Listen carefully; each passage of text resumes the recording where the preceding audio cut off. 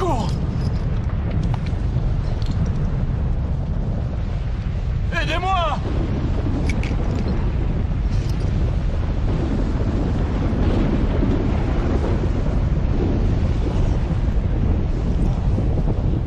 Au secours!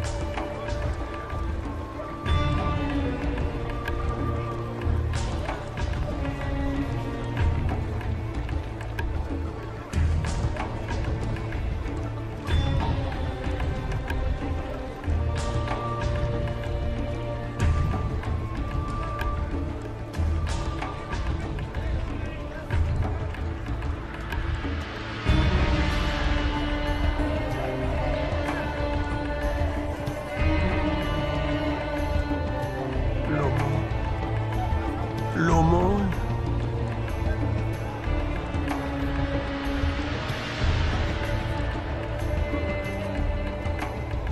L'aumône. L'aumône. Comment oses-tu me toucher? Tu veux que je sois aussi sale que toi? Je ne devrais même pas te permettre de mendier à ma porte. Pardonne-moi, Seigneur. Pardonne-moi, je n'ai pas mangé depuis des jours. Je me demandais si je pourrais avoir un peu des miettes qui tombent de ta table. Des miettes qui tombent de ma table. Mais alors, que mangeront les chiens? Mes affaires m'attendent. Brûlez-moi ça, c'est infecté.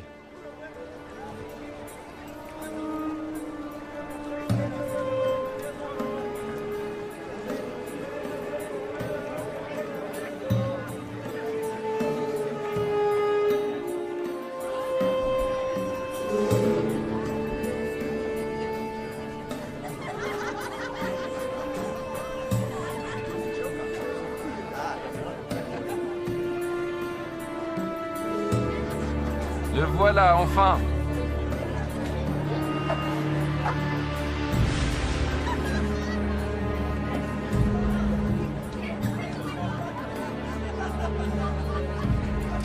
Mon frère préféré. Que me veux-tu cette fois? Nous avons dépensé sans compter. Je le vois bien. Il y avait un homme riche qui était vêtu de pourpre et de fin lin et qui menait joyeuse et brillante vie. Un pauvre, nommé Lazare, était couché à sa porte, couvert d'ulcères et désireux de se rassasier des miettes qui tombaient de la table du riche.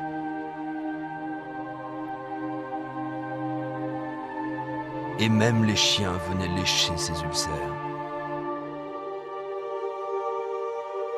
Oh. Oh. Oh. Oh. Dieu, aide-moi. Pourquoi? Pourquoi? Pourquoi?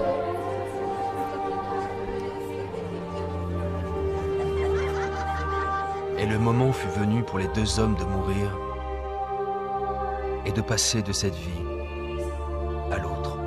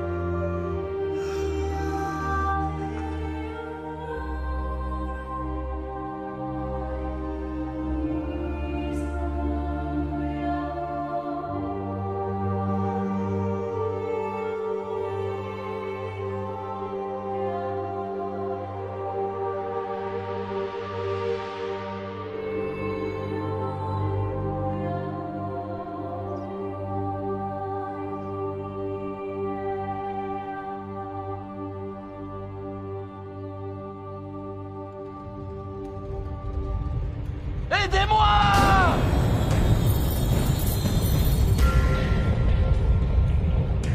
Au secours!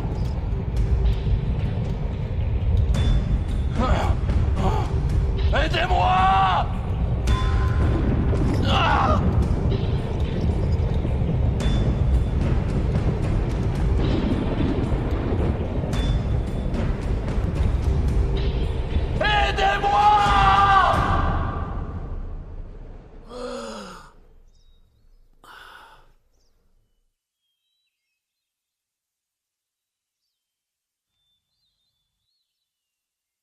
L'aumône.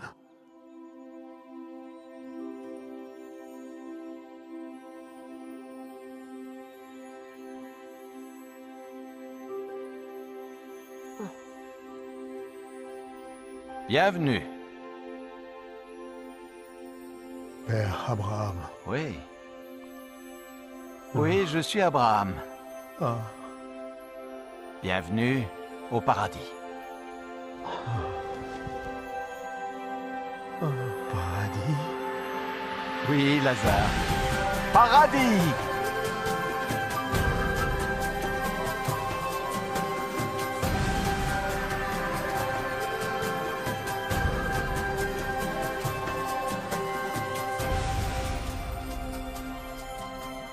Nous avons préparé un banquet en ton honneur. Oui, oui, viens.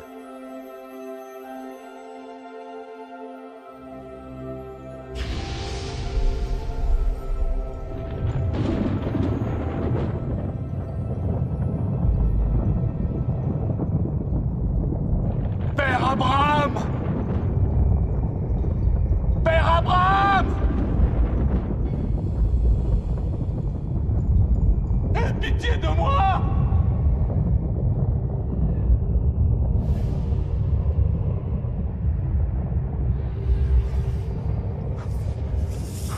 Je t'ai vu avec Lazare!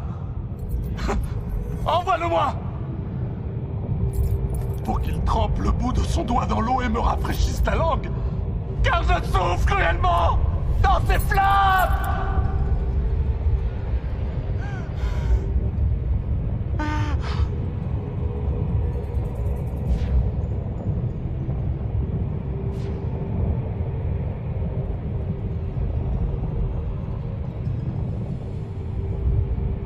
Fils, souviens-toi que tu as reçu tes biens pendant ta vie. Et que Lazare a eu les maux pendant la sienne. Maintenant, il est ici consolé, et toi tu souffres. Je t'en prie! Je t'en prie! Par-dessus tout cela, il y a entre nous un grand abîme. Si quelqu'un voulait passer d'un côté à l'autre, il ne le pourrait pas. Et personne ne peut traverser de toi vers nous. Père Abraham, il y a une chose que je veux te demander. Envoie Lazare dans la maison de mon père, car j'ai 5 frères, pour qu'ils les avertissent, et qu'ils ne viennent pas eux aussi dans ce lieu de tourment. Ils ont Moïse. Ils ont les prophètes. Laisse tes frères les écouter. Non. Non. Mais si quelqu'un des morts va vers eux, ils se repentiront. Non, s'ils n'écoutent pas Moïse et les prophètes, ils ne se laisseront même pas persuader par quelqu'un qui ressusciterait des morts. Je t'en prie. Non. Je t'en prie. Non. Je t'en prie. Non.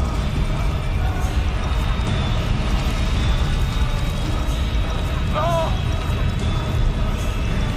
Non.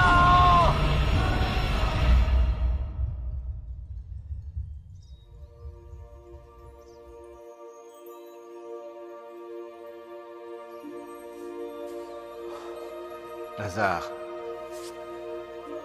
viens dans le lieu que ton père a préparé pour toi.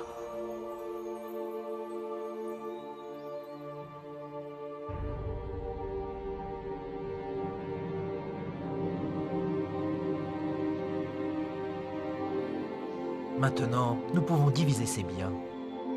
Nous serons tous riches. C'est ce qu'il aurait voulu. Où crois-tu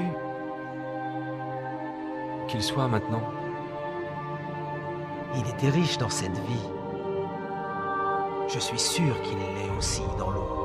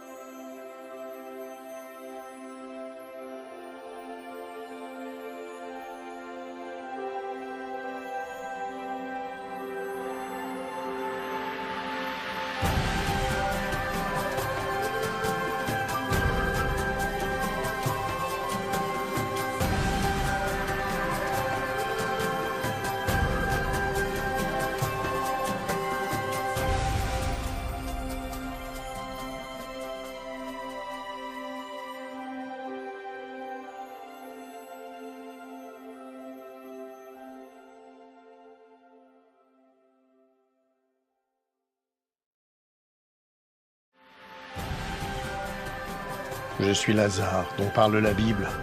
Vous en apprendrez plus sur moi et cette histoire dans Luc 16, chapitres 19 à 31. Qu'avez-vous appris de cette histoire? Comment pouvez-vous appliquer cette histoire à votre vie? Laissez-moi vous raconter certaines des choses que j'ai apprises de cette expérience. Ce que Dieu m'a enseigné. J'étais un homme très pauvre. En fait, j'étais tellement pauvre que j'en étais malade, que je n'avais personne pour s'occuper de moi. Même les chiens venaient me lécher. À cause de ma condition, je me sentais insignifiant et sans espoir dans ce monde. Mais ma foi en Dieu n'a pas vacillé. Et à ma grande joie, lorsque j'ai ouvert les yeux au paradis, j'ai appris que je n'étais pas insignifiant pour Dieu. Il connaissait toutes mes pensées. Il savait même combien j'avais voulu rencontrer Abraham. Alors il l'a envoyé, lui Abraham, pour m'accueillir et me souhaiter la bienvenue. Lorsqu'Abraham, le père de notre foi, m'a salué, je fus envahi par la joie. Comment un tel homme béni de Dieu pouvait-il s'intéresser à moi? Apparemment abandonné de Dieu et sans utilité.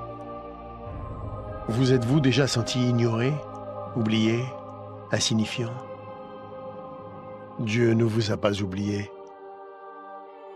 Où que vous soyez, qui que vous soyez, quels que soient vos problèmes, j'ai appris que personne n'était oublié de Dieu. Mon histoire prouve que rien ne peut nous séparer de l'amour de Dieu. Le riche était dominé par sa richesse, son influence et le luxe. Il traitait mieux ses animaux de compagnie que moi. Il aimait les biens de ce monde et en a profité pendant toute sa vie. Il y avait des jours où je me demandais si Dieu savait qu'il n'était même pas prêt à m'accorder les miettes qui tombaient de sa table. Je sais maintenant que Dieu regardait. Le riche n'avait jamais perdu sa fierté et son arrogance, même en enfer. Avez-vous remarqué qu'il a demandé que je le serve parce qu'il avait l'habitude d'être servi? L'enfer est plein de gens qui veulent être servis. Mais parce qu'il avait été servi sur terre, Abraham lui a dit qu'il avait déjà bénéficié des plaisirs et qu'ils étaient terminés. J'ai appris comme il est important pour Dieu que nous servions les autres sur terre. Plus spécialement ceux qui sont faibles et qui souffrent. Mon histoire illustre la façon dont Dieu veut que nous utilisions notre argent, nos biens et notre influence. Il est clair qu'une courte période nous est accordée sur terre pour tester la façon dont nous utilisons ce que Dieu nous accorde, pour nous-mêmes ou pour les autres. Ce n'est pas faux d'avoir des biens ou d'être pauvre. Ce qui est faux, c'est de refuser de servir les autres. Jésus-Christ a dit que même lui était venu servir, non pour être servi. Si vous utilisez l'argent et tout ce que Dieu vous a donné pour servir les autres, il sera satisfait, quoi que vous possédiez.